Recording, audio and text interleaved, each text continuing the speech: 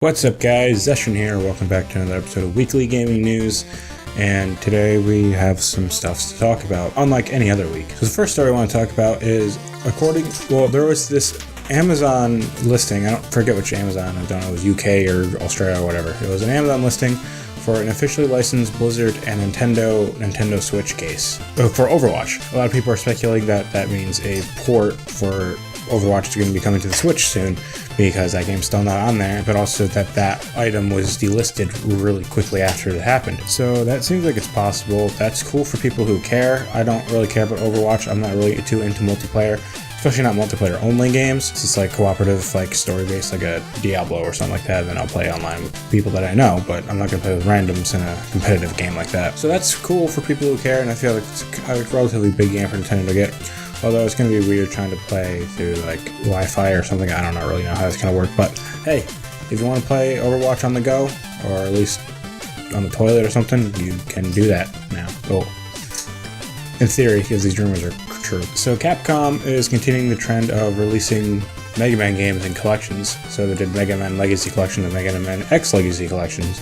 And now they're doing Mega Man 0 and ZX Legacy Collections. And it's coming to PS4, Xbox One, Switch, PC, all that stuff. And it's going to have the Mega Man 0 and ZX games in it, obviously. I've never really played Mega Man games, so I don't really know much about this, but I just figured I'd include it here. This initially was a rumor at first, like I think something leaked about it, but then it was confirmed later on by Capcom, and then officially announced, I believe. So yeah, that's cool for people who like Mega Man and these games. I think these games are a little different than other Mega Man games, so I don't know. That's cool for Mega Man fans, though. Speaking of games that were leaked beforehand and then announced officially, Disney is remastering their Aladdin and Lion King games from the SNES and Genesis era. So this was initially, I think it was announced at like a GameStop executive thing, and then someone took an image of it and like leaked it, so that was how it initially got out there. But then it was officially announced, and it's being remastered PS4, Switch, Xbox One, and I believe PC. I would assume, but I'm not quite sure. But so it's a double pack of these two games, and I believe you get the Genesis, SNES, and Game Boy versions of all three of those games. Now these games, I remember playing a little bit of Lion King, and I still, for some reason, I get like there's like one level I get the music of stuck in my head, even though I haven't seen gameplay or played that game in probably 20 years. And then the Aladdin game, I used to play at my old babysitter's house because they had it on Genesis, and I remember we used to just put the cheat codes in to get to the last level. But yeah, so that's cool. And it looks, like I said, it looks like it comes with all the versions of the game, so that's cool. I don't know how much the package is going to be, but I might pick it up. Playing that Lion King game is pretty brutal, especially since it's targeted for children. But yeah, this is cool. I'm glad old licensed games like this are starting to come back, because there's a lot of trash when it comes to licensed games, especially based off movies. There's also a lot of hidden gems out there. So, you know, like, I'm glad they're bringing back Battle for Bikini Bottom, because that was actually a legitimately great 3D platformer, even if it wasn't tied to SpongeBob. And it would suck if it was just like stuck in the past and no way to play on modern hardware other than emulators because of a licensing. So I'm glad like some license holders are like starting to like understand that people want these games again, so they're trying to, you know, bring them back, which is nice. So a while ago, like it was a long time ago, Nintendo announced a Mario Kart mobile game called Mario Kart Tour, and then it had like an alpha or beta or something not too long ago, and there's some criticisms about like microtransactions and how the game played and everything, but I don't really know anything about that. All I know is that it has an official release date of September 25th. It's coming to iOS and Android, as far as I know, so I think you can pre-register now. I'm not sure. I think this might be one of the games you have to like pay to get in, or maybe there's like a free trial version and then you have to unlock the full game by paying money, which I think is better. There's so many mobile games that are just riddled with ads or microtransactions, all this stuff, so they can, you know, make money off it, which I'm not necessarily complaining about. Like, yeah, you made this product, you feel like you deserve to get paid for it, but make no barrier to entry to get in, but they just riddle you with ads and microtransactions and make it like impossible to actually get anywhere without buying their currency and all that stuff. So I'd rather pay for a game up front and then never have to worry about that stuff than I would have to play it for thousands of hours in order to get one thing. So you guys remember TELLTALE games, the makers of Walking Dead, Batman, Tales from Borderlands, and Wolf Among Us, a bunch of other stuff? Well, I guess they're being revived as a new company.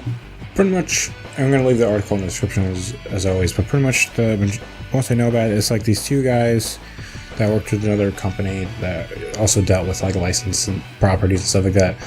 they're gonna like bring it back, and like they have the rights to Batman and The Wolf Among Us, which are both.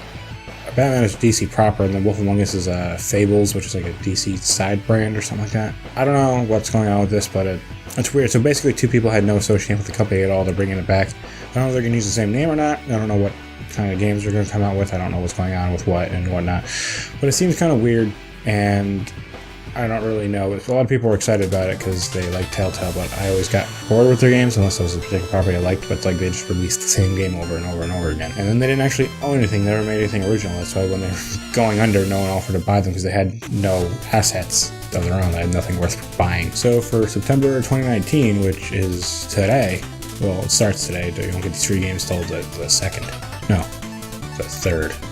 Tuesday. So on the 3rd of September, you'll be able to get these free PS Plus games, which will be Darksiders 3 and Batman Arkham Knight. So Batman Arkham Knight, I actually just replayed through all the Arkham games minus Origins and VR, which I have VR, just haven't played it yet. I also have Origins, but I didn't feel like hooking my PS3 to play it. So yeah, that's cool. Batman Arkham game, like Batman Arkham game. Batman Arkham Knight was a good game, and just I feel like it kind of lost some direction in what the Arkham series was kind of doing, and it kind of got too big for its britches. Too much Batmobile stuff, like. But it's a fun game nonetheless, and it's a good free PS Plus game, I'll tell you that. And Darksiders 3 I've never played. I played Darksiders 1 and a little bit of 2. 2, I don't know why, I just kept trying to play it and then like just getting completely disinterested and stopping, and then I started again. I did it like 3 times, and I like always got like just to the same point and was like, eh.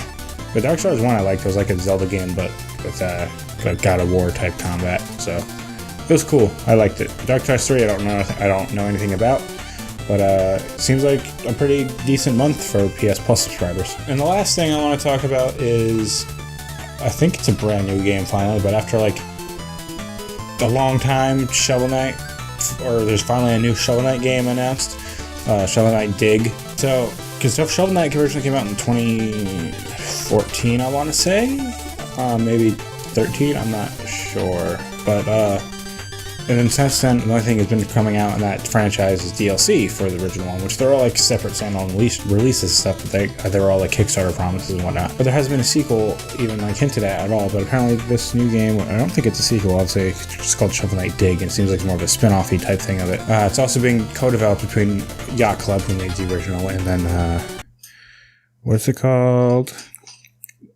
Nitrome, Nitrome,